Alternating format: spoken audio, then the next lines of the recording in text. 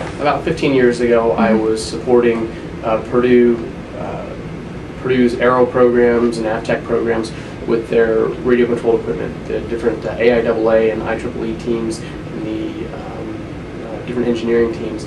I would help them with their engineering projects, even the Rube Goldberg projects with radio controlled equipment, and we would take anything that needed to be radio controlled and I would support that, and I would do the test flying for the airplanes and test flying for the helicopters for Purdue over the last 10, 12 years.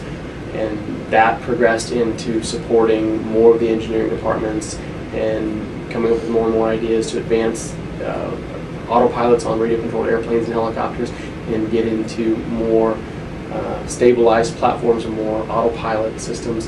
And then all of a sudden I started buying different camera equipment to put on the bottom of airplanes and helicopters, kind of just a hobby of mine. And then I bought some thermal cameras several years ago just to have some thermal cameras as well for the imagery. And one of the law enforcement agencies found out that I had thermal cameras, found out that I had helicopters, and wanted to know if I could help with the search. And we went out and did that, and from that point on it was like, wow, this really could work.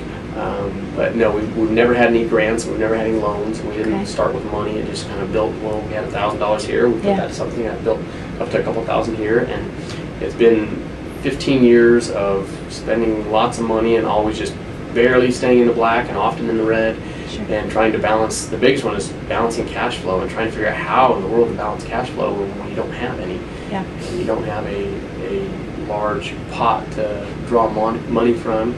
We don't have any huge contracts or government grants or loans or anything from anybody.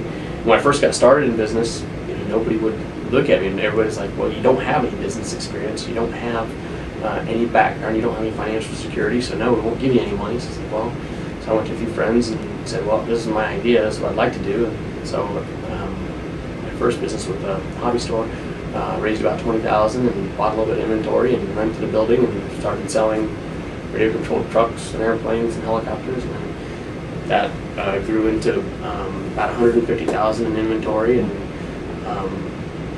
finally got that built up a little bit and went in the hole a ton, put about $250,000 in debt with that, and finally was like, oh, this seems to be working good. So you're completely in debt and you have a lot of toys, and so it spawned a lot of passion to do the next thing, and it was not so much of a financial opportunity, but a passion to move on to something that we really enjoyed. Your service, can you tell us the edge you have?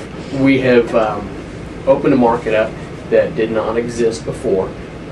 With the implementation of radio controlled equipment, we can solve problems that weren't able to be solved before. So we can put cameras in areas that couldn't get cameras before. We can fly lower, we can have a higher resolution. We put a camera exactly where we want to put it. So when we're doing a search, we can map back and forth and try to pinpoint exactly where we are.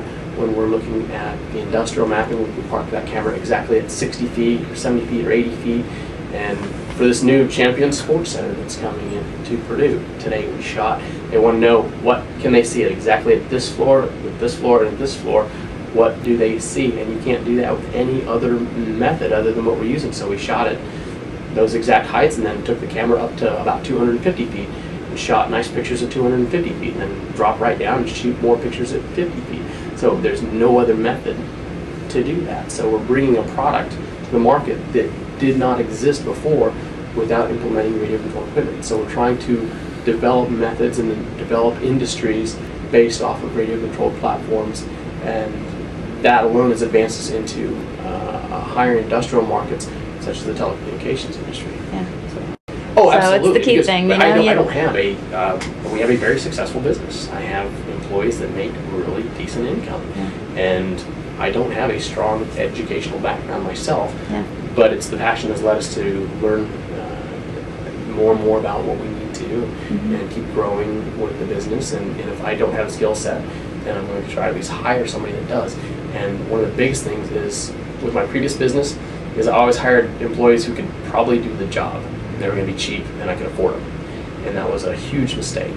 And now I hire the best employees that I can absolutely afford to do. They're so much more intelligent than I am. And I'm always hiring above my grade or hiring somebody that has a skill set that I don't have. Absolutely find out what you're passionate about and run at it in 100 miles an hour, and just if you don't try, you're not going to get there. That's like, at least stand up. One way we look at it is at least stand up and take a swing at it, and strike out, get up and do it again.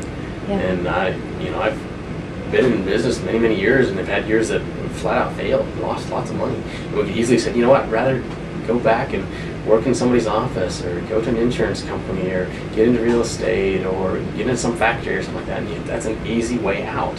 And it's very difficult for a lot of people to say, you know what, I can probably make it again if I have another idea I'd like to try.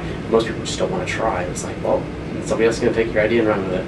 And you have to figure out what you're passionate about and absolutely run with that idea. If it doesn't work, great, you learned what doesn't work. Now you have another experience to grow from and make the next one work. And if that one doesn't work, just do it again. You have a great education at that point. So, School of Hard Knocks. Yep. Add it on top of your degree and get you somewhere pretty successful.